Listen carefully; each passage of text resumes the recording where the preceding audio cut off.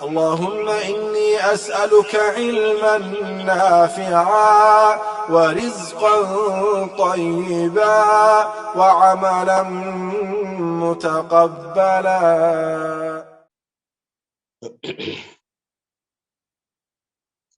السلام علیکم ورحمۃ اللہ وبرکاتہ. الحمد للہ رب العالمین والصلاة والسلام علی رسولہ الامین وعلی آلہ واصحابہ ومن تبعہم بإحسان الی یوم الدین. آج سے انشاءاللہ 5 ہفتوں کے لیے ہر سنیچر کے دن اس وقت اسلام کے ارکان میں سے ایک اہم رکن زکوٰۃ پر اس مجلس میں گفتگو ہوگی. اللہ رب العالمین سے میری دعا ہے کہ اللہ عز و جل ہمیں دین کی فہم اور سمجھ عطا فرمائے اور کتاب و سنت کے مطابق عمل کرنے کی توفیق دے. آمین رب العالمین. آج کی اس مجلس میں ہم جن مسائل پر گفتگو کریں گے یا جن نکات پر گفتگو کریں گے وہ یہ ہیں: زکوٰۃ کی تعریف کیا ہے، زکوٰۃ کی مشروعیت، زکوٰۃ کی اہمیت اور زکوٰۃ کے فوائد. زکوٰۃ کی تعریف میں سب سے پہلی بات یہ ہے کہ زکوٰۃ کی لغوی تعریف کیا ہے اور اس طریقے سے زکوٰۃ کی شرعی تعریف کیا ہے. لغوی اور شرعی تعریف جاننے کا فائدہ یہ ہوتا ہے کہ ہم اس چیز کی حقیقت سے آگاہ ہو سکتے ہیں اور پھر لغوی اور شرعی تعریف کے درمیان میں مطابقت بھی دیکھی جاتی ہے. چاہے صلاۃ ہو، صیام ہو، حج ہو، زکوٰۃ ہو یا اس طریقے سے دیگر امور ہو، تو ان کی اصطلاحی تعریف کے ساتھ لغوی تعریف بھی دیکھی جاتی ہے. زکوٰۃ کی لغوی تعریف میں 2 باتیں ہیں. زکوٰۃ لغت میں زکوٰۃ کا ایک معنی ہے نمو و زیادتی، یعنی بڑھنا یا بڑھوتری. تو نمو اور زیادتی یہ زکوٰۃ کا لغوی معنی ہے. اور اس معنی میں ہم دیکھتے ہیں قرآن مجید میں اللہ عز و جل نے فرمایا: وَمَا آتَيْتُم مِّن رِّبًا لِّيَرْبُوَ فِي أَمْوَالِ النَّاسِ فَلَا يَرْبُو عِندَ اللَّهِ وَمَا آتَيْتُم مِّن زَكَاةٍ تُرِيدُونَ وَجْهَ اللَّهِ فَأُولَٰئِكَ هُمُ الْمُضْعِفُونَ. تو زکوٰۃ سے یہ چیز حاصل ہوتی ہے کہ مال میں برکت ہوتی ہے اور کل قیامت کے روز ہم اس مال کو کئی گنا دیکھیں گے. تو لہذا اس طرح سے زکوٰۃ کا لغوی معنی نمو اور زیادتی کے ہیں. عربی میں کہا جاتا ہے زکا الزرع اذا نما، کہ جب کھیتی بڑھ جاتی ہے تو کہتے ہیں زکا الزرع. اور زکوٰۃ کا لغت میں ایک دوسرا معنی بھی ہے اور وہ ہے طہارت اور پاکیزگی، اور اسی سے ہے وَيُزَكِّيهِمْ.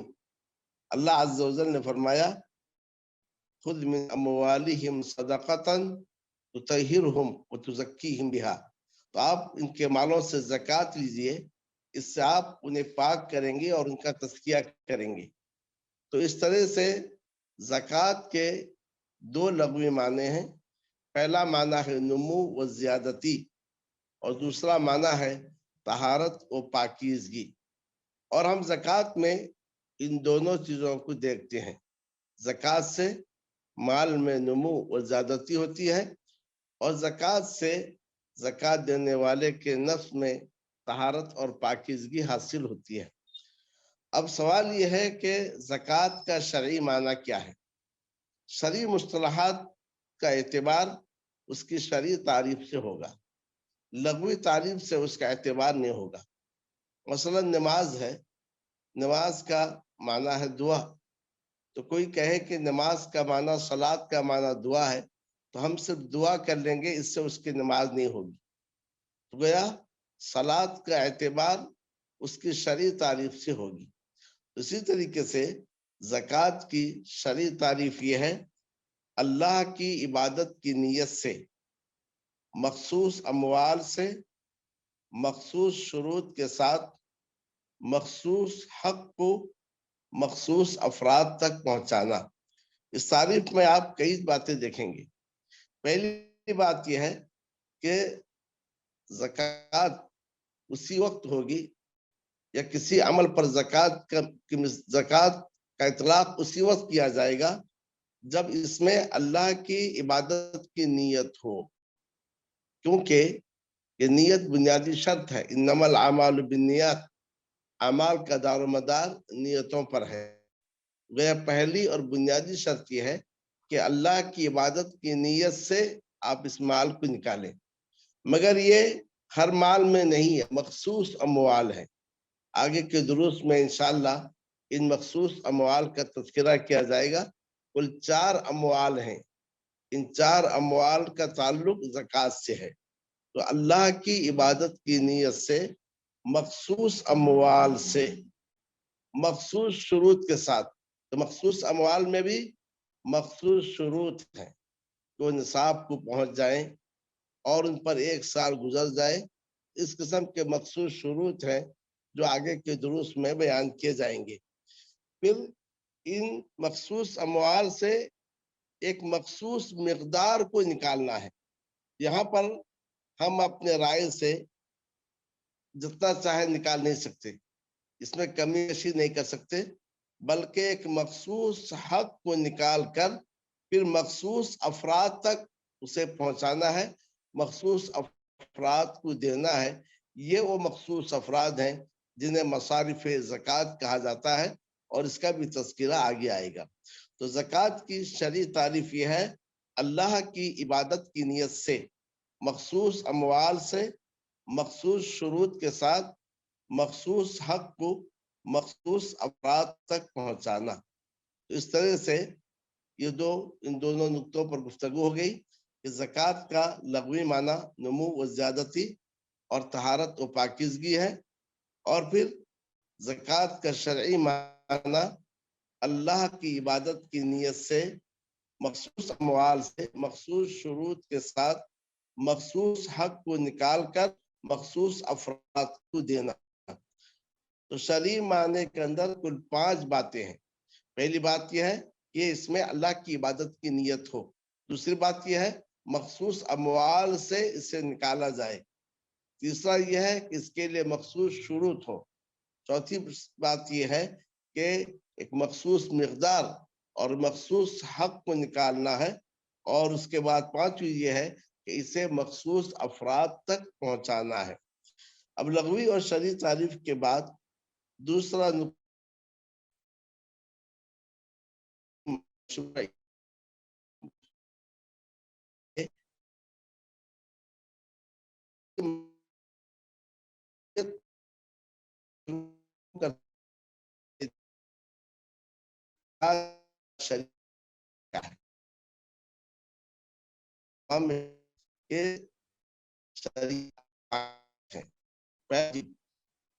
और जिद है हराम। दूसरा है मुस्तहब, और उसके जिद है मकरूह, और उसके बाद मुबाह। ये कुल 5 अहकाम है। कोई भी शरई हुक्म हो उसमें ये देखा जाएगा कि ये इन 5 अहकाम में से कौन सा हुक्म इस पर लागू होता है। क्या वो वाजिब है, क्या वो हराम है, क्या वो मुस्तहब व मंदूब है, क्या वो मकरूह है, और क्या वो मुबाह है। तो ज़कात के ताल्लुक से जब हम देखते हैं तो कुरान मजीद में और हदीस शरीफ की रोशनी में ये बात वाज़ेह होती है कि ज़कात वाजिबात में से एक वाजिब है और इस्लाम के फराइज में से एक फर्ज है। तो गोया ज़कात का हुक्म यह है कि ज़कात वाजिब है, यानी ज़कात निकालना फर्ज है, और जो ज़कात न निकाले वो गुनहगार होगा। तो वह वाजिब कहते हैं उस काम को जिसका करना वाजिब है और जिसका نہ جس کا کرنا ضروری ہے اور جس کا نہ کرنے سے انسان گنہگار ہوتا ہے اور کرنے پر اسے ثواب بھی ملتا ہے۔ تو قرآن مجید سے اس کا وجوب یوں ثابت ہوتا ہے۔ اللہ عز و جل نے سورہ بقرہ میں فرمایا، آیت نمبر 43 وَأَقِیمُوا الصَّلَاةَ وَآتُوا الزَّکَاةَ، اور تم نماز قائم کرو اور تم زکوٰۃ دو۔ یہاں پر اقیمو اور آتو یہ دونوں امر کے صیغے ہیں، اور امر وجوب پر دلالت کرتا ہے الا کہ کوئی قرینہ ہو جو اسے وجوب سے پھیر دے۔ تو واقیم الصلاۃ وآتوا الزکاۃ، تو اللہ عز و جل نے جب کہا زکوٰۃ دو، جب اللہ عز و جل نے اس کا حکم دیا، اس سے بات معلوم ہوئی کہ زکوٰۃ دینا یہ فرض ہے اور یہ واجب ہے۔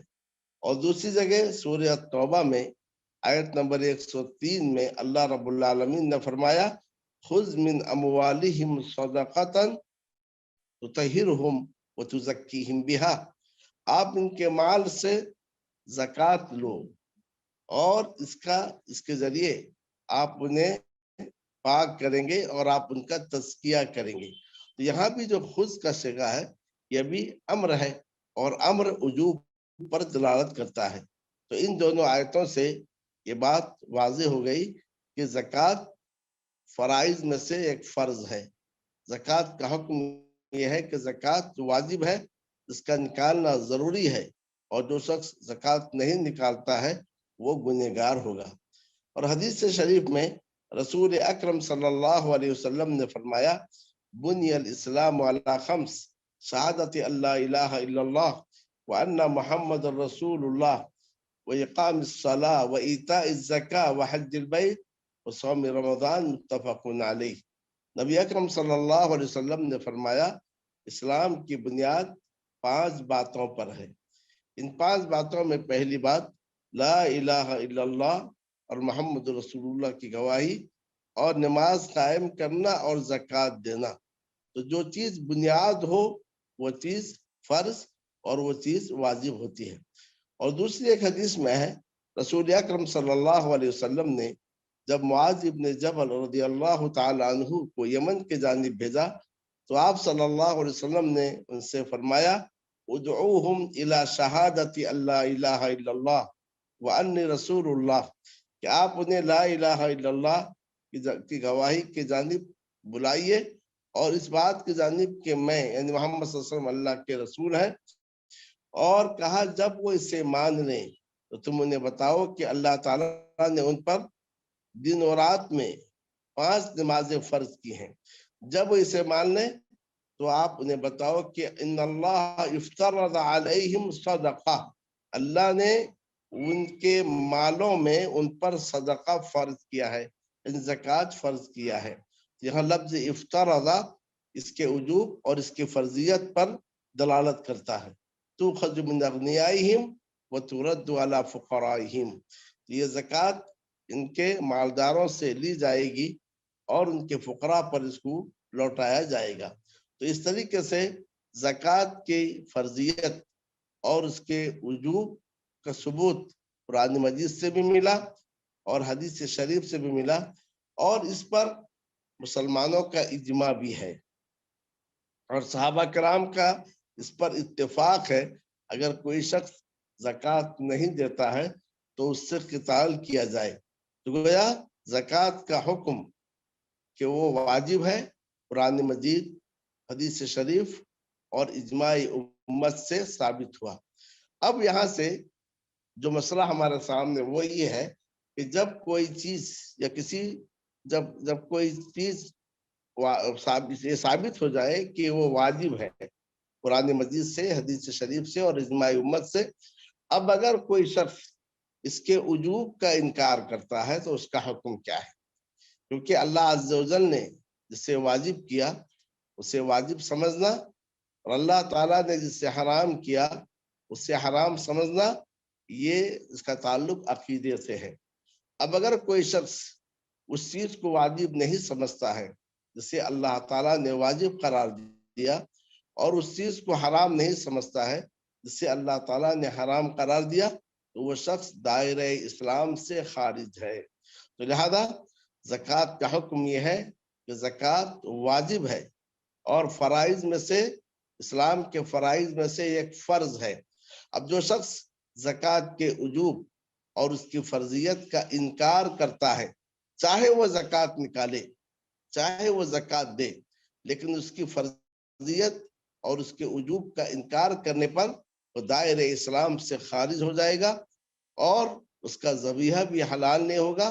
وہ اگر مر جائے تو اسے مسلمانوں کے قبرستان میں بھی دفنایا نہیں جائے گا، اس پر جنازے کی نماز بھی پڑھی نہیں جائے گی، کیونکہ اس نے اس چیز کا انکار کیا جسے اللہ عز و جل نے واجب قرار دیا ہے۔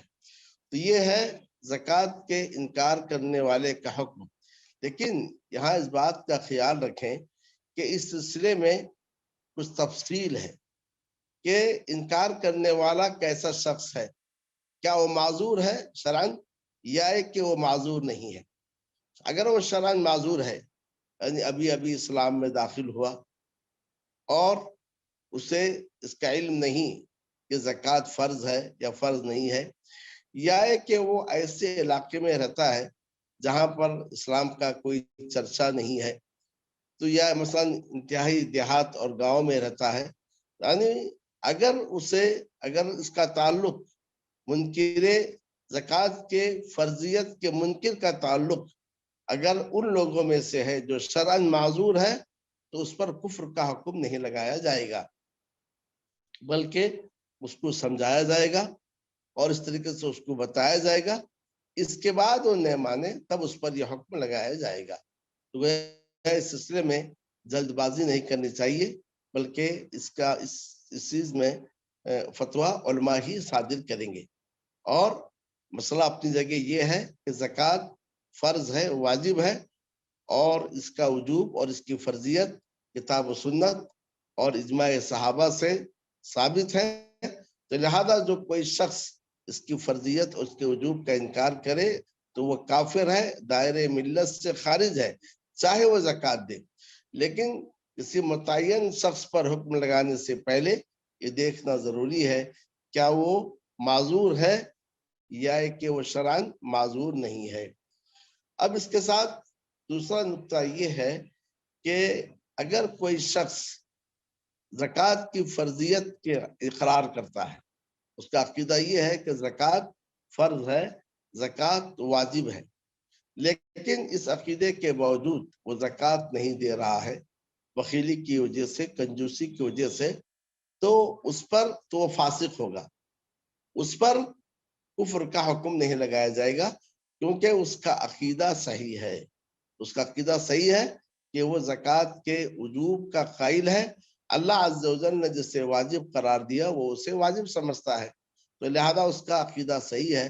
تو ایسا شخص جو زکوٰۃ کی فرضیت اور زکوٰۃ کے وجوب کا اقرار کرتا ہے اور اس کا عقیدہ رکھتا ہے، لیکن بخیلی اور کنجوسی کی وجہ سے زکوٰۃ نہیں دے رہا ہے، تو ایسے شخص کے تعلق سے یہ ہے کہ ہم اسے اسلام سے خارج قرار نہیں دیں گے، کیونکہ زکوٰۃ کے نہ دینے والوں کے تعلق سے جو وعید ہے اور آگے اس کی تفصیل آ رہی ہے کہ اسے میدان محشر میں عذاب دیا جائے گا، یعنی سزا دی جائے گی، اور اس کے بعد اس حدیث میں ہے پھر وہ اپنا راستہ دیکھے گا، اما الی النار و اما الی الجنہ، یا تو آگ میں داخل ہوگا یا پھر وہ جنت میں داخل ہوگا۔ اگر وہ دائرہ اسلام سے بخیلی اور کنجوسی کی وجہ سے، بخیلی اور کنجوسی کی بنا زکوٰۃ نہ دینے کی وجہ سے اگر وہ دائرہ اسلام سے خارج ہوتا تو پھر وہ جنت کا رخ نہیں کرتا، وہ ہمیشہ ہمیشہ جہنم میں رہتا۔ تو اس حدیث میں اما الی النار و اما الی الجنہ کا جو لفظ ہے، اس سے بات معلوم ہوئی اگر کوئی شخص زکوٰۃ کے وجوب اور اس کی فرضیت کا اقرار تو کرتا ہے لیکن بخیلی اور کنجوسی کی وجہ سے زکوٰۃ نہیں دے رہا ہے تو وہ شخص فاسق ہوگا، لیکن دائرہ اسلام سے خارج نہیں ہوگا۔ اور آگے یہ تفسیر آ رہی ہے کہ حاکم وقت اس سے قتال کر کے زکوٰۃ کو وصول کرے گا۔ اب اس کے بعد زکوٰۃ کے حکم کے بعد، زکوٰۃ کے حکم میں ہم نے 3 باتیں پڑھی پہلی بات یہ ہے کہ زکوٰۃ فرض ہے، واجب ہے، اور اس کے دلائل بھی ہم جان لیے۔ اور دوسری بات یہ ہے اگر کوئی اس کی فرضیت اور وجوب کا انکار کرتا ہے تو دائرہ اسلام سے خارج ہے، اور اس میں کچھ تفصیل ہے۔ اور تیسری بات یہ ہے اگر کوئی اس کی فرضیت کا اقرار کرتے ہوئے، فرضیت کا اعتقاد رکھتے ہوئے زکوٰۃ نہیں دے رہا ہے تو وہ دائرہ اسلام سے خارج تو نہیں ہوگا، لیکن وہ فاسق ہوگا، اور اس کی دلیل بھی ہم پڑھ لیے۔ اب اس کے بعد یہ ہے کہ زکوٰۃ کی فرضیت کب نازل ہوئی اور کب زکوٰۃ کو فرض اور واجب قرار دیا گیا، اس سلسلے میں اہل علم میں اختلاف ہے۔ اکثر علماء کا کہنا یہ ہے کہ یہ 2 ہجری میں جو دیگر جو شرائع نازل ہوئے تو ان شرائع کے درمیان زکوٰۃ کی فرضیت بھی نازل ہوئی، اور وہ بھی صیام رمضان کی فرضیت کے بعد، یعنی صیام رمضان کی فرضیت کے بعد زکوٰۃ کی فرضیت نازل ہوئی۔ لیکن دیگر بعض اہل علم کا کہنا یہ ہے کہ زکوٰۃ کی فرضیت کا حکم مکہ ہی میں نازل ہو چکا تھا، مکہ ہی میں زکوٰۃ کو فرض قرار دیا گیا تھا، لیکن اس کی تفاصیل مدینے میں نازل ہوئی ہیں، یعنی ہجرت کے بعد مدینے میں نازل ہوئی ہیں۔ تو اس طرح سے زکوٰۃ کی فرضیت کب ہوئی اس سلسلے میں اہل علم میں اختلاف ہے، لیکن اس میں کوئی اختلاف نہیں کہ اس کی جو تفاصیل ہیں، یہ زکوٰۃ کے کون سے اموال ہیں، ان کے شروط کیا ہیں، ان میں مقررہ نصاب اور مقدار کیا ہے، یہ ساری باتیں مدینے میں بتائی گئی ہیں۔ اب اس کے بعد زکوٰۃ کی اقسام، اس عنوان کی ضرورت اس لیے پڑی کیونکہ قرآن مجید میں اور حدیث شریف میں زکوٰۃ کو زکوٰۃ بھی کہا گیا ہے اور زکوٰۃ کو صدقہ بھی کہا گیا ہے، اور یہی لفظ جو ہے صدقہ فطر کے لیے بھی استعمال ہوا ہے، جیسا کہ صدقہ فطر کے تعلق سے حدیث شریف میں ہے فرض رسول اللہ صلی اللہ علیہ وسلم زکوٰۃ الفطر، رسول اللہ صلی اللہ علیہ وسلم نے زکوٰۃ فطر کو فرض قرار دیا، طہرۃ للصائم من اللغو والرفث وطعمۃ للمساکین، یہاں پر صدقہ فطر کو زکوٰۃ کہا گیا ہے۔ اور دوسری ایک روایت میں ہے فمن اداہ قبل الصلاۃ فہی زکوٰۃ مقبولہ، جس نے صدقہ فطر کو نماز سے پہلے ادا کیا یہ مقبول زکوٰۃ ہے، تو وہ صدقہ فطر کو بھی زکوٰۃ کہا گیا۔ تو اس نصوص کی روشنی میں اہل علم نے کہا کہ زکوٰۃ کی 2 قسمیں ہیں، ایک ہے زکوٰۃ الاموال اور دوسرا ہے زکوٰۃ الابدان۔ تو زکوٰۃ الاموال وہی اسلام کا جو تیسرا رکن ہے، زکوٰۃ اموال ہے، اور اسی پر ہم گفتگو کر رہے ہیں۔ اور جہاں تک زکوٰۃ الابدان ہے اس کا تعلق صدقہ فطر سے ہے، انشاءاللہ اس پر بھی کورس کے آخر میں گفتگو ہوگی۔ اب اس کے بعد زکوٰۃ کی اہمیت پر ہم گفتگو کریں گے کہ زکوٰۃ کی اہمیت کے تعلق سے ہم جانیں کہ زکوٰۃ یہ فریضہ کس قدر اہم ہے۔ اس سلسلے میں سب سے پہلی بات یہ ہے کہ اسلام میں زکوٰۃ کا مقام کیا ہے۔ آپ سب جانتے ہیں دین اسلام کے 3 مراتب ہیں، اور ان 3 مراتب میں سب سے اونچا مرتبہ احسان، اس کے بعد ایمان، اور اس کے بعد اسلام ہے۔ اور اسلام کے 5 ارکان ہیں۔ اسلام کے 5 ارکان میں پہلا رکن شہادتین ہے، دوسرا رکن نماز ہے، اور تیسرا رکن زکوٰۃ ہے۔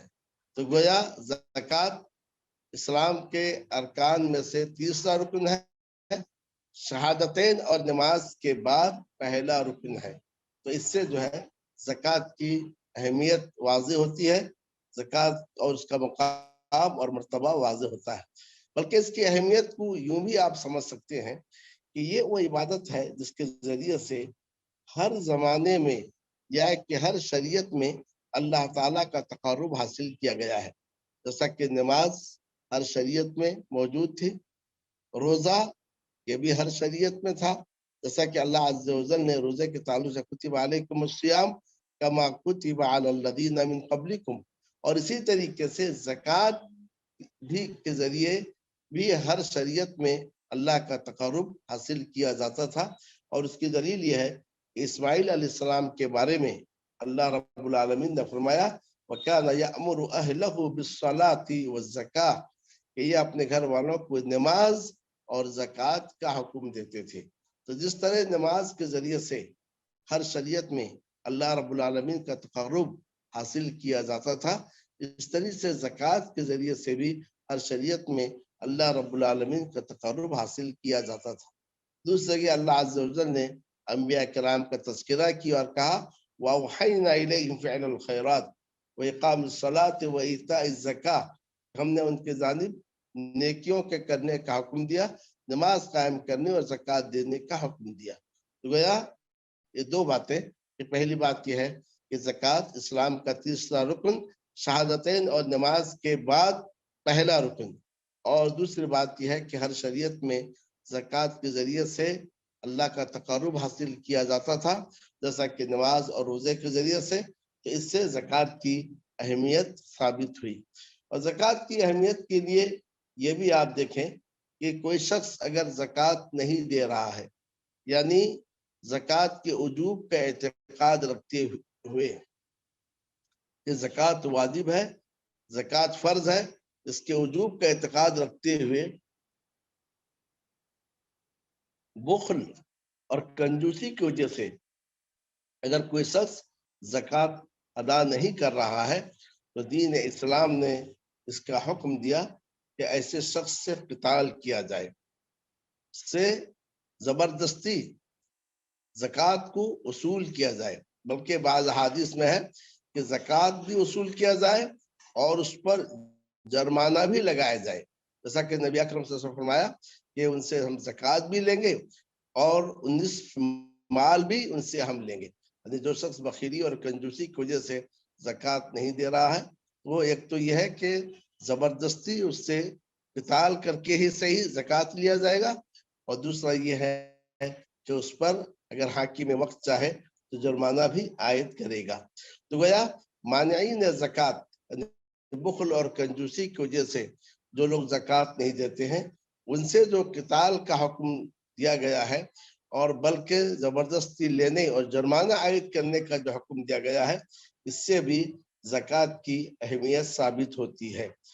نبی اکرم صلی اللہ علیہ وسلم کی جب وفات ہو گئی اور ابوبکر صدیق رضی اللہ تعالی عنہ جب خلیفۃ المسلمین بنے، تو ارتداد کی ایک لہر جزیرہ عرب میں پھیل گئی۔ تو یہ کچھ لوگ تو ایسے ہوئے کہ اسلام سے پھر گئے، کچھ لوگ نبوت کا دعویٰ کرنے لگے، کچھ لوگوں نے کہا ہم نماز تو پڑھیں گے لیکن ہم زکوٰۃ نہیں دیں گے۔ ابوبکر صدیق رضی اللہ تعالیٰ عنہ نے ایسے موقع پر ارادہ کیا، عزم کیا، اور صحابہ کے سامنے اس چیز کا اظہار کیا کہ ایسے لوگوں سے بھی ہم قتال کریں گے جو زکوٰۃ، جو نماز تو پڑھ رہے ہیں لیکن زکوٰۃ کا انکار کر رہے ہیں۔ عمر رضی اللہ تعالیٰ عنہ نے اس موقع پر ابوبکر صدیق رضی اللہ تعالیٰ عنہ کی مخالفت کی کہ آپ کیسے ان سے قتال کر سکتے ہیں جبکہ یہ شہادتین کا اقرار کر رہے ہیں۔ جب وہ شہادتین کا اقرار کر رہے ہیں تو پھر وہ مسلمان ہیں، تو مسلمانوں سے آپ قتال کیسے کریں گے؟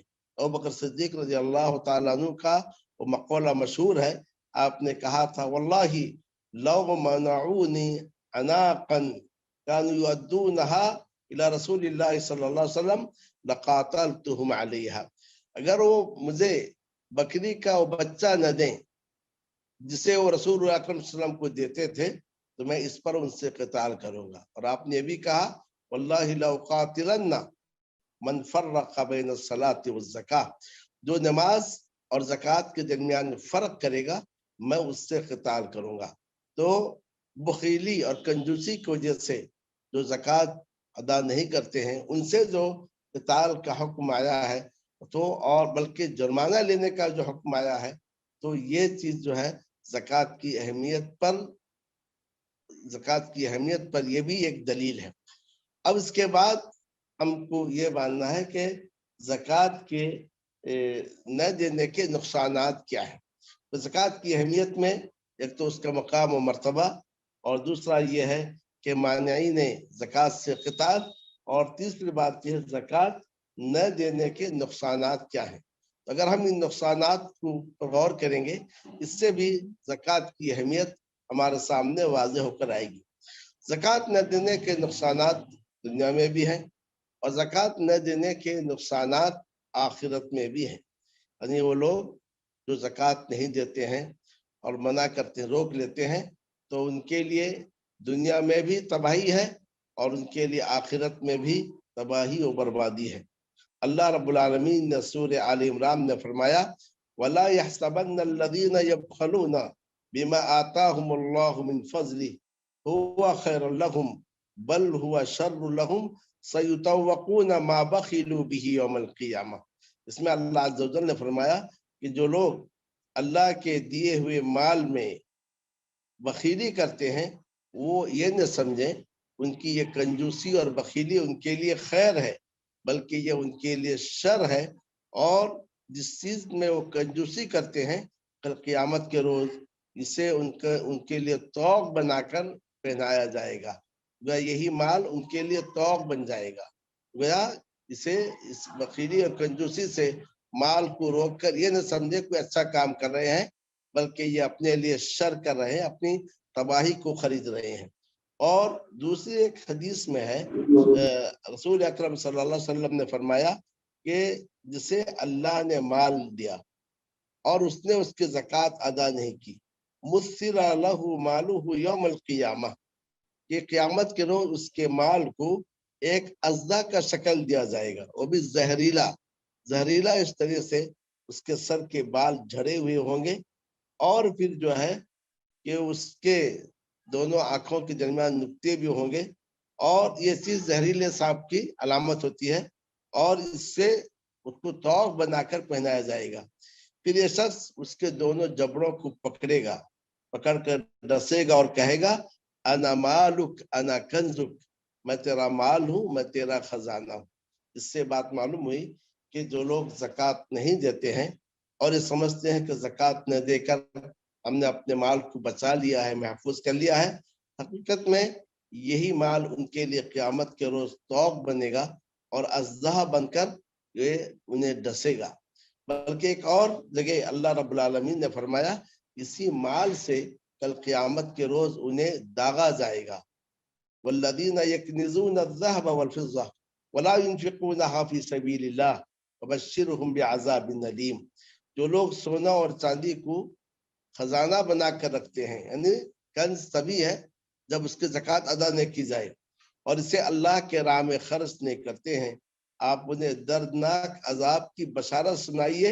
یوم یحمى علیہ فی نار جہنم، جب اس مال کو جہنم کی آگ میں گرم کیا جائے گا اور اس کے ذریعے سے ان کی پیشانی، ان کے پہلو اور ان کے پیٹوں کو داغا جائے گا اور کہا جائے گا ھذا ما کنزتم لانفسکم فذوقوا ما کنتم تکنزون، یہی وہ چیز ہے جس سے تم نے اپنے لیے خزانہ بنا کر رکھا تھا، اب اپنے اس خزانے کو چکھو۔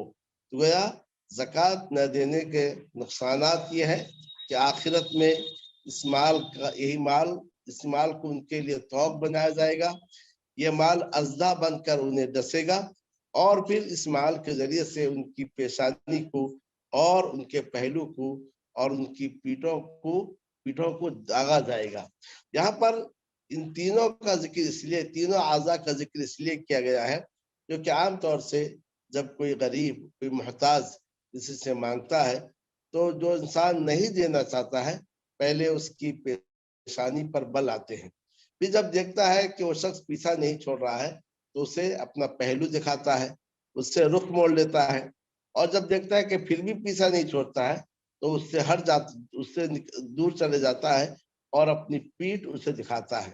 تو گویا زکوٰۃ نہ دینے والا اپنی پیشانی کے بل اور اپنا پہلو دکھا کر اور اپنی پیٹھ دکھا کر محتاج کو تڑپایا تھا، اسے تکلیف دیا تھا، تو لہذا اسی مال کے ذریعے سے اس کے ان اعضاء کو خاص طور سے داغا جائے گا۔ اور حدیث شریف میں بھی اس کی تشریح موجود ہے، وضاحت موجود ہے۔ اور ساتھ میں ایک اور بات حدیث شریف میں ہے کہ جو لوگ، یہ تو سونا اور چاندی والے کے لیے ہے، لیکن جو لوگ جو ہے جانوروں کا زکوٰۃ نہیں دیتے ہیں تو اسے لٹایا جائے گا اور یہ جانور اپنے سینگوں سے اسے ماریں گے اور اپنے پیر سے اسے رونیں گے۔ تو گویا اس سے یہ بات معلوم ہوئی زکوٰۃ نہ دینے سے کل آخرت میں انسان کے لیے بڑا خسارہ ہے، اور یہی مال اس کے لیے تکلیف کا باعث، عذاب کا باعث ہوگا۔ جہاں تک دنیا کی بات ہے تو دنیا میں زکوٰۃ نہ دینے کے نقصانات میں سے ایک تو یہ ہے کہ زکوٰۃ کی عدم ادائیگی قحط سالی کی باعث ہے۔ حدیث شریف میں ہے، رسول اکرم صلی اللہ علیہ وسلم نے فرمایا کہ جب کوئی قوم زکوٰۃ ادا نہیں کرتی، وَلَمْ يَمْنَعُوا زَكَاةَ أَمْوَالِهِمْ إِلَّا مُنِعُوا الْقَطْرَ مِنَ السَّمَاءِ، کہ جب کوئی قوم زکوٰۃ ادا نہیں کرتی ہے تو آسمان سے بارش کو ان کے لیے روک دیا جاتا ہے۔ اور ایک روایت میں ہے کہ إِلَّا ابْتَلَاهُمُ اللَّهُ بِالسِّنِينَ، اللہ تعالیٰ انہیں قحط سالیوں سے مبتلا کرتا ہے۔ اس سے یہ بات معلوم ہوئی کہ زکوٰۃ کی عدم ادائیگی سے، زکوٰۃ نہ دینے سے قحط سالی ہوتی ہے، اور اس کا نقصان بندوں کو بھی ہوتا ہے، جانوروں کو بھی ہوتا ہے، اور سب کو اس کا نقصان ہوتا ہے۔ اور دوسری ایک روایت میں ہے کہ جیسا کہ اس سے زکوٰۃ دینے والے سے قتال کیا جائے گا، تو گویا زکوٰۃ نہ دینے کے نقصان دنیا میں بھی ہیں، اور اس کے نقصانات جو ہے آخرت میں ہے۔ اس سے مال میں بے برکتی ہوتی ہے، جیسا کہ آگے زکوٰۃ کے فوائد میں ہم اس کی تفصیل بیان کریں گے۔ اب آخری جو نقطہ ہے وہ یہ ہے کہ زکوٰۃ کے فوائد کیا ہیں۔ زکوٰۃ کے بے شمار فوائد ہیں، ہم نے ان میں سے صرف چند چیزوں کا ذکر کیا ہے۔ ان میں سے پہلی بات یہ ہے کہ زکوٰۃ سے، جیسا کہ قرآن مجید میں اللہ تعالیٰ نے فرمایا تطہرہم وتزکیہم بہا، نفس کا تزکیہ زکوٰۃ سے حاصل ہوتا ہے۔ نفس کے اندر جو بخیلی اور کنجوسی کا مرض ہوتا ہے، زکوٰۃ کی ادائیگی سے یہ نفس اس مرض سے صاف ستھرا ہو جاتا ہے۔ جب آپ خرچ کریں گے، جب آپ اپنے پڑوس میں رہنے والے، اپنے معاشرے میں رہنے والے غریبوں اور محتاجوں کو اور خرچ کریں گے، ان کی ضروریات کو پورا کریں گے، تو اس کا مطلب یہ ہے آپ میں یہ مرض، جو بخیلی اور کنجوسی کا یہ مرض آپ میں نہیں ہے۔ تو گویا زکوٰۃ سے نفس کا تزکیہ ہوتا ہے۔ صرف یہی نہیں کہ آپ کے دل سے یا نفس سے بخل اور کنجوسی دور ہوئی، بلکہ اس کا ایک فائدہ یہ ہوتا ہے کہ جس کے لیے آپ خرچ کریں گے تو اس کے لیے محبت بھی آپ کے دل میں پیدا ہوگی، الفت بھی آپ کے دل میں پیدا ہوگی، اور اس طریقے سے معاشرے کے اندر مودت اور محبت کی فضا پروان چلے گی۔ تو لہذا زکوٰۃ سے زکوٰۃ دینے والے کے نفس کی پاکی ہوتی ہے۔ اور صرف یہ نہیں کہ زکوٰۃ دینے والے کے نفس کی پاکی ہوتی ہے، بلکہ زکوٰۃ کی ادائیگی سے مال کی بھی پاکی ہوتی ہے، مال کو بھی آفتوں سے محفوظ کر لیا جاتا ہے۔ تو گویا زکوٰۃ نہ دینے سے بے برکتی ہوتی ہے، اور زکوٰۃ اور وہ مال جس کی زکوٰۃ ادا نہیں کی گئی، اس میں بے برکتی بھی ہوتی ہے، اور یہ آفتوں کا شکار بھی ہو سکتا ہے۔ تو لہذا زکوٰۃ کی ادائیگی سے مال کا بھی تزکیہ ہوتا ہے، مال کی بھی پاکی ہوتی ہے، اور زکوٰۃ دینے والے کی بھی پاکی ہوتی ہے۔ اور اسی طریقے سے وہ معاشرہ جس میں زکوٰۃ کا نظام نافذ ہے، اور اس معاشرے میں زکوٰۃ کی پابندی کے ساتھ ادائیگی ہوتی ہے، اس سے اس معاشرے کی بھی پاکی ہوتی ہے۔ معاشرے کی پاکی کس سے ہوتی ہے؟ حسد سے، کینہ سے، بغض سے، عداوت سے، نفرتوں سے۔ کیونکہ جب محتاج اور غربا اور مساکین دیکھیں گے کہ مالدار اپنے مالوں سے ہماری ضروریات کو مکمل کر رہے ہیں، ہماری ضروریات کو پورا کر رہے ہیں، تو یہ جو مساکین ہیں، فقراء ہیں، محتاج ہیں، یا کہ قرض کے بوجھ میں ڈوبے ہوئے لوگ ہیں، یہ ان مالداروں سے محبت کرنے لگیں گے، بلکہ ان کے محافظ بن جائیں گے۔ تو معاشرے میں جو ڈکیتی ہوتی ہے، چوری ہوتی ہے، لوٹ مار ہوتی ہے، یہ تبھی ہوتی ہے جب اس معاشرے کے محتاجوں اور فقراء اور مساکین کا خیال نہیں رکھا جاتا ہے۔ تو اس طریقے سے زکوٰۃ کا بڑا فائدہ یہ ہے کہ اس سے زکوٰۃ دینے والے کے نفس کی پاکی ہوتی ہے، اور اس مال کی بھی پاکی ہوتی ہے جس کی زکوٰۃ نکالی گئی، اور پھر اس طریقے سے اس معاشرے کی بھی پاکی ہوتی ہے جس معاشرے میں زکوٰۃ کا نظام قائم ہے، نافذ ہے۔ یہی وجہ ہے کہ زکوٰۃ نہ دینے والے کے لیے کہا گیا کہ اس سے قتال کر کے زکوٰۃ وصول کیا جائے، اور زکوٰۃ نہ دینے والے کا جو سخت وعید ہے اس کی وجہ یہ ہے کہ زکوٰۃ نہ دینے سے نقصان صرف زکوٰۃ نہ دینے والے تک محدود نہیں ہے، بلکہ زکوٰۃ نہ دینے کی وجہ سے جو نقصانات ہوتے ہیں پورا کا پورا معاشرہ اس کے لپیٹ میں آتا ہے، معاشرے سے سکون غائب ہو جاتا ہے، امن غائب ہو جاتا ہے، لوٹ مار عام ہو جاتی ہے، اور اس طریقے سے حسد، کینہ، بغض، ساری کی ساری چیزیں معاشرے میں داخل ہو جاتی ہیں۔ تو لہذا زکوٰۃ تعلق سے اہتمام کرنے چاہیے، کیونکہ اس سے تزکیہ نفس، تزکیہ مال، یہ دونوں چیزیں حاصل ہوتے ہیں۔ اور اسی کے ساتھ دوسرا فائدہ یہ ہے جو اسی کے ضمن میں جو بات بتائی گئی کہ معاشرے کے افراد کے درمیان محبت اور الفت قائم ہوتی ہے۔ جب ہم، جیسا کہ نبی صلی اللہ علیہ وسلم نے فرمایا کہ تہادو تحابو، ایک دوسرے کو ہدیہ دو تو اس سے محبت پیدا ہوگی، تو وہ جب ایک انسان اپنا مال سے زکوٰۃ کو نکال کر اور دوسرے کو دیتا ہے، محتاج کو، فقیر کو، مسکین کو، یا ایک قرض میں ڈوبے ہوئے شخص کو، یا ایک ایسے شخص کو جو مسافر ہے اور راستے میں لوٹ لیا گیا ہے، تو اس سے آپس کے اندر محبت اور الفت پیدا ہوتی ہے۔ اور اسلام دین محبت ہے۔ اسلامی تعلیمات کا لب لباب یہ ہے کہ لوگ آپس میں ایک دوسرے سے پیار کریں، ایک دوسرے سے محبت کریں، اور بھائی بھائی بن کر دیے، جیسا کہ نبی اکرم صلی اللہ علیہ وسلم نے فرمایا لا تحاسدوا ولا تباغضوا ولا تقاطعوا ولا تدابروا وكونوا عباد اللہ اخوانا، کہ تم اللہ کے بندے بھائی بھائی بن کر جیو۔ تو گویا اس سے محبت کا معاشرے میں محبت اور الفت پیدا ہوتی ہے۔ اور اس طریقے سے زکوٰۃ کے مد میں سے، یعنی مصارف میں سے ایک مصرف یہ ہے کہ جو لوگ ابھی ابھی اسلام میں داخل ہوئے ہیں تو ان کو بھی زکوٰۃ سے دیا جائے، آگے اس کی تفصیل آئے گی۔ اور اسی طریقے سے جو قرض میں ڈوبے ہوئے ہیں تو ان کو بھی زکوٰۃ دی جائے، یا جو لوگ جیل میں ہیں، قیدی ہیں، ان کو چھڑانے کے لیے زکوٰۃ دی جائے۔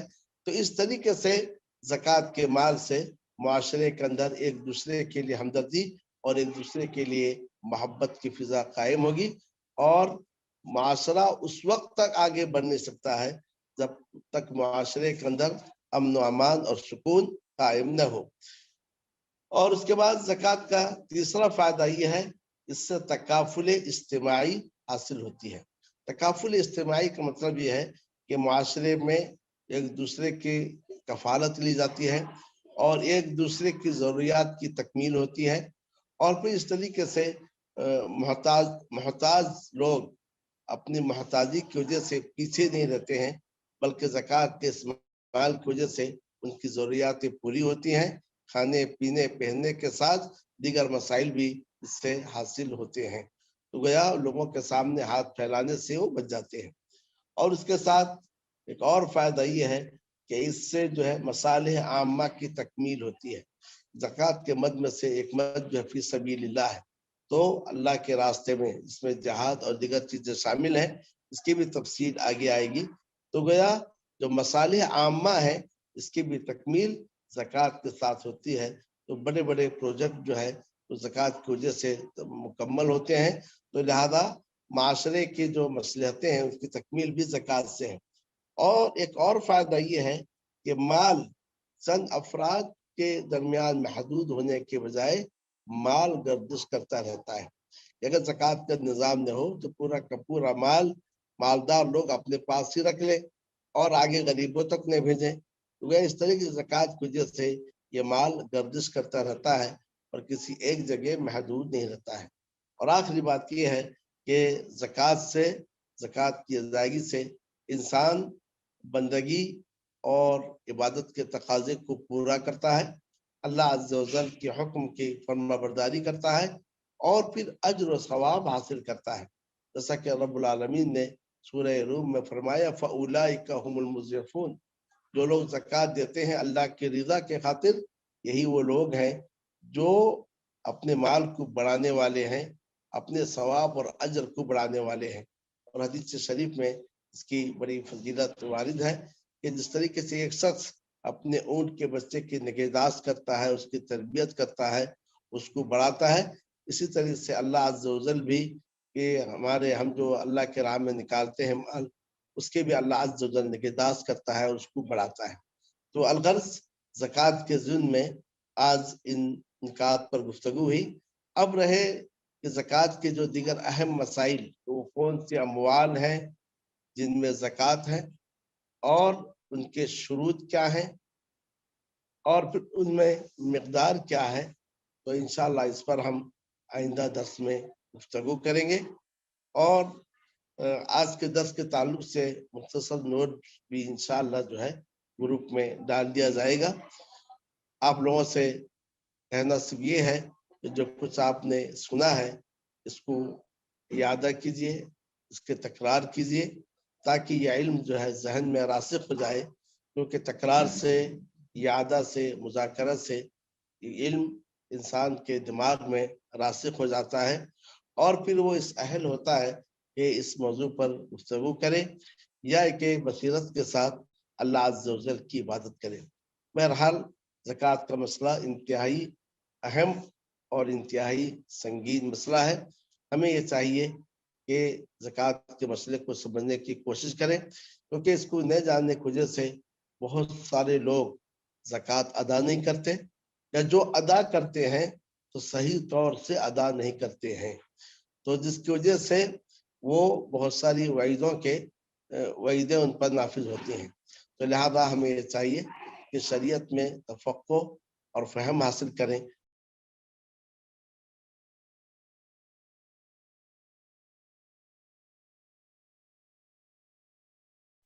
ہمیں دین کی سمجھ فرمائے، اور جو کچھ ہم سنتے ہیں اور کہتے ہیں، ہمیں سننے اور کہنے سے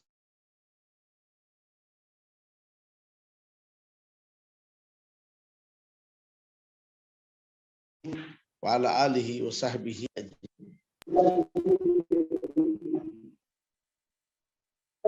السلام علیکم ورحمۃ اللہ وبرکاتہ۔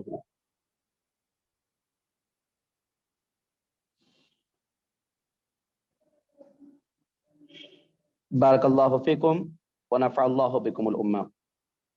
محترم مشارکین و مشارکات، العلم النافع فاؤنڈیشن کے زیر اہتمام شروع ہونے والا ہمارا یہ دورہ علم زکوٰۃ، جس کی آج پہلے کلاس تھی، جس کے اندر الحمدللہ شیخ محترم سے ہم نے اس کی تمہیدی باتیں کہ زکوٰۃ کی تعریف، اس کی مشروعیت، اس کی اہمیت اور اس کی افادیت کیا ہے، اس کے تعلق سے الحمدللہ بڑے اچھے اور آسان انداز میں شیخ محترم کے زبانی ہم نے سنا۔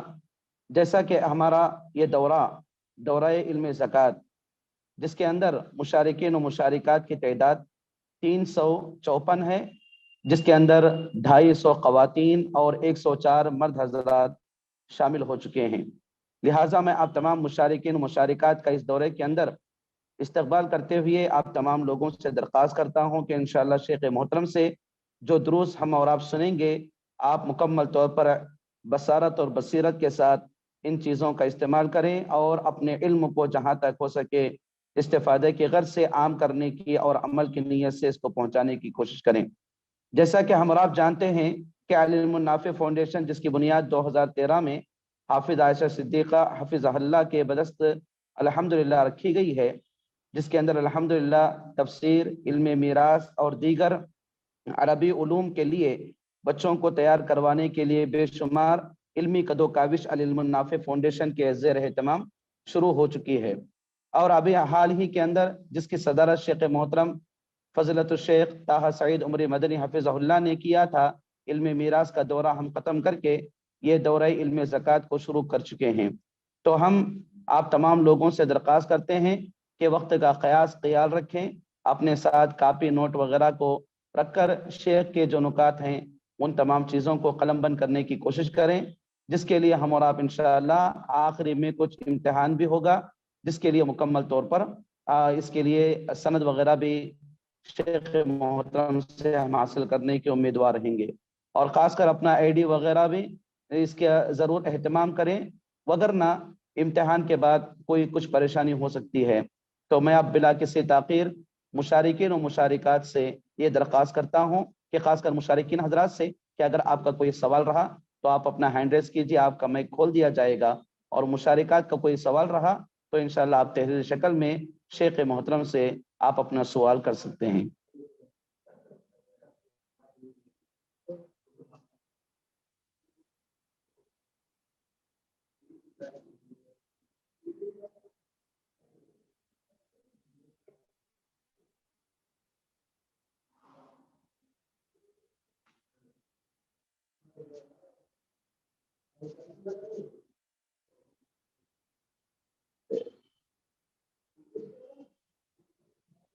شیخ صاحب کا مائک آن کر دیا جائے، آواز نہیں آ رہی شیخ۔ سوال یہ ہے کیا زکوٰۃ کو تھوڑا تھوڑا پورا سال دیا جا سکتا ہے؟ تو اس پر ہم انشاءاللہ مصارف زکوٰۃ پر گفتگو کریں گے، مگر یہ سمجھ لیجئے کہ آپ ایک مشت دیں یا کہ تھوڑا تھوڑا دیں تو وہ حصہ جو آپ پر فرض ہے وہ آپ کو دینا ہے، تو آپ اس کو نکال کر تھوڑا تھوڑا بھی دے سکتے ہیں، لیکن اگر کوئی آفت آ جائے یا کہ وہ مال گم ہو جائے یا چوری ہو جائے یا اللہ نے کرے آپ کا انتقال ہو جائے، ایسی صورت میں اس کا ذمہ دار کون ہوگا؟ اس لیے بہتر یہ ہے کہ آپ اس مال کو فوراً اس کی ادائیگی کر دیں۔ جی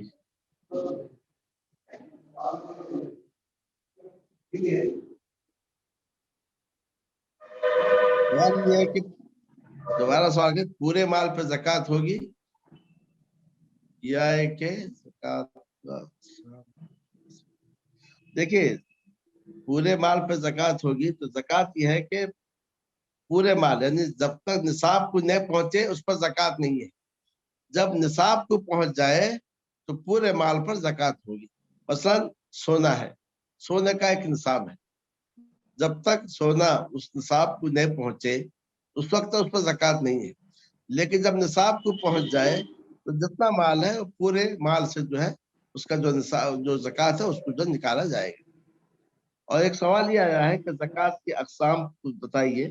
دیکھیں زکوٰۃ تو حقیقت میں وہی ہے جس کی تعریف کی گئی ہے، زکوٰۃ الاموال، لیکن چونکہ حدیث میں صدقہ فطر کے لیے بھی لفظ زکوٰۃ کا استعمال کیا گیا ہے، تو اسی لیے اہل علم نے کہا کہ زکوٰۃ کی دو قسم ہے، ایک زکوٰۃ الاموال ہے اور دوسرا جو ہے زکوٰۃ الابدان۔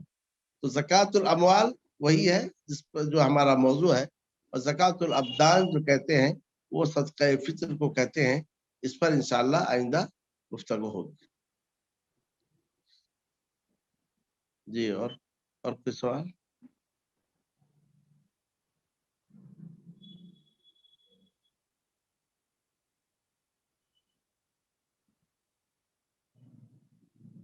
جی شیخ ایک سوال آیا تھا، جی فرضیت کے منکر کافر اور بقیلی کے سبب نہ دینے والے فاسق ہوتے ہیں، تو کیا کافر اور فاسق دونوں کا خون حلال ہوگا؟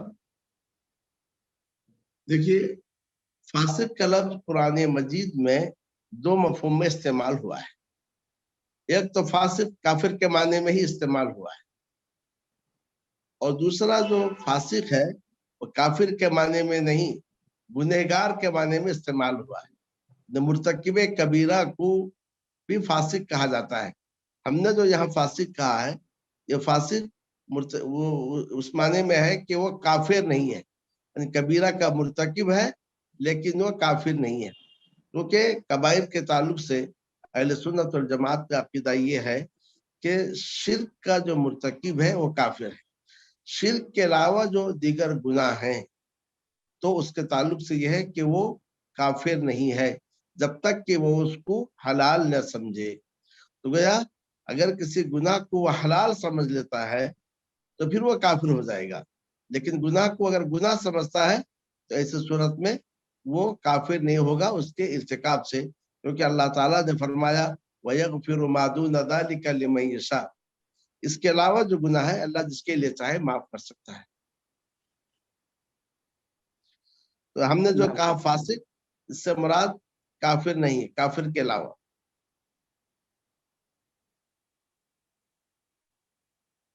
جی جی شیخ، ایک اور سوال، 23 سال کی زکوٰۃ کس طرح ادا کی جائے گی؟ اگر کسی نے کئی سال کی زکوٰۃ ادا نہیں کیا تو اپنے حساب کر لے، کیونکہ زکوٰۃ تو آپ پر واجب ہو گئی ہے، تو آپ کو نکالنا ہی ہے، تو آپ اس کا حساب کیجئے اور اس حساب سے آپ نکال لیجئے اس کو، کیونکہ وہ چیز آپ پر واجب تھی اور آپ نے نکالا نہیں ہے. تو آپ اندازہ لگائیے کہ پچھلے سال آپ پر زکوٰۃ کتنی تھی، پھر اس کے بعد اس کے پہلے سال زکوٰۃ کتنی تھی، اس حساب سے آپ زکوٰۃ نکال لیجیے. نام شیخ بارک اللہ فیکم نفع اللہ بکم الامہ. الحمدللہ، ہم شیخ محترم کا بے حد ممنون و مشکور ہیں کہ آپ ہمارے لیے اپنا قیمتی وقت نکال کر ہم طالبان علوم نبوت کو کچھ علمی خزانہ ہم تمام لوگوں کو اس سامنے بکھیرا. تو وقت کی زیادتی کی بنیاد پر ہم سوال جواب کے سیکشن کو یہیں پر روکتے ہیں. انشاءاللہ شیخ محترم ہمارے گروپ کے اندر ہیں، واٹس ایپ گروپ میں، آپ کے جو بھی اشکالات وغیرہ رہیں گے آپ شیخ محترم سے انشاءاللہ اس کے پوچھ سکتے ہیں. تو ہم بلا کسی تاخیر آج کی پہلی مجلس کا اختتام کا اعلان کرتے ہیں شیخ محترم کے شکریہ ادا کرنے کے ساتھ. سبحانک اللہم و بحمدک، اشہد ان لا الہ الا انت، استغفرک و اتوب الیک. والسلام علیکم ورحمۃ اللہ وبرکاتہ. السلام. بارک اللہ فیکم. جزاک اللہ.